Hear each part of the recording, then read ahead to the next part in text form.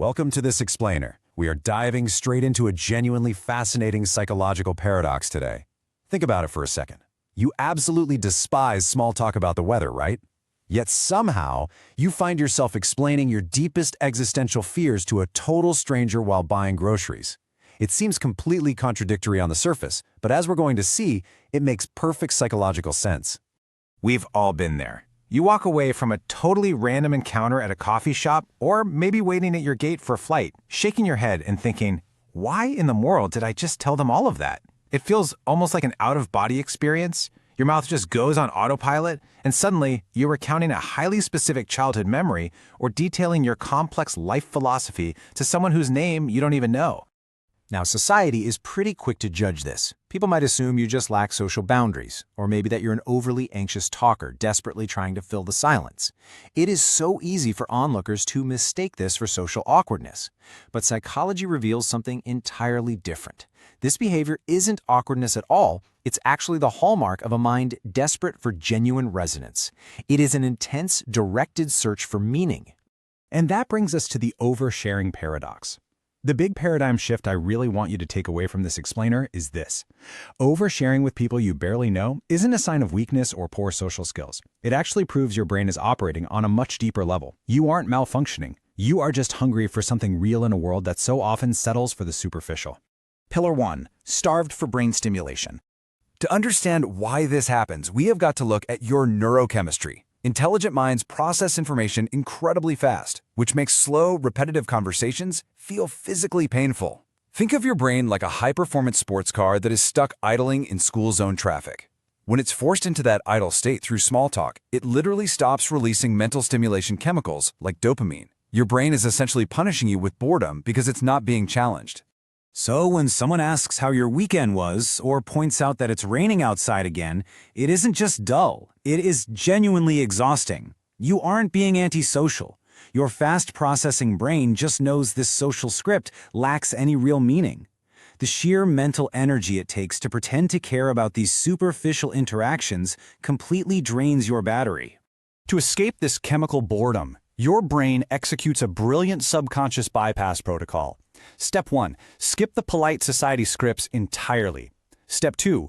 Drop an intense, deep thought right into the middle of the conversation. And Step 3. Fast-track intimacy. You are essentially hacking the social script to force a conversation that actually stimulates your mind right now, without having to wait through months of mundane small talk. Pillar 2. Escaping cognitive isolation. Let's define this clearly, because it's a big one.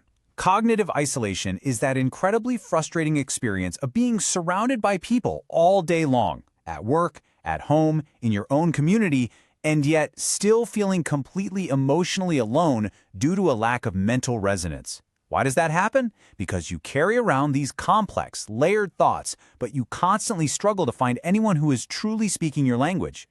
With your regular social circle, explaining those complex thoughts usually feels draining. You've probably learned to just stay quiet to avoid being misunderstood by the people who know you best. But a complete stranger? Well, they represent a totally safe, non-judgmental blank slate. They have absolutely zero preconceived notions about who you are supposed to be or what opinions you normally hold. Just like the quote says, that stranger represents a blank slate where you can finally release your thoughts without the fear of long-term judgment. Suddenly, the floodgates open. Your mind has been absolutely starving for authentic connection. And the best part? If things get weird or if they just don't get it, you literally never have to see them again. The risk is virtually zero, but the potential reward, finally feeling heard and understood, is astronomically high. Pillar 3. The subconscious filter test. People who crave depth, people like you, have incredibly high, almost uncompromising standards for connection. You definitely prefer quality over quantity. You don't want 50 surface-level acquaintances. You want a handful of profound, ride-or-die friendships. And because you have absolutely zero tolerance for draining, fake interactions, you need a highly efficient way to figure out who is actually worth your time and energy. So what do? You use radical honesty as a radar ping. By dropping a heavy philosophical thought or a deeply personal story onto a stranger, you are testing the waters. If they look uncomfortable, pull away, or give a shallow response, test failed. They aren't your person and no time was wasted. But if they lean in, match your energy, and share something real back, Boom, you've just bypassed months of awkward small talk and instantly found a rare connection. The empowering reality, built for deep truths. When you stack the need for dopamine, the urgent escape from cognitive isolation, and this highly efficient subconscious filtering test together, it completely reframes your perspective on this entire phenomenon. The next time you find yourself sharing existential thoughts with a passenger on a train, I want you to remember this.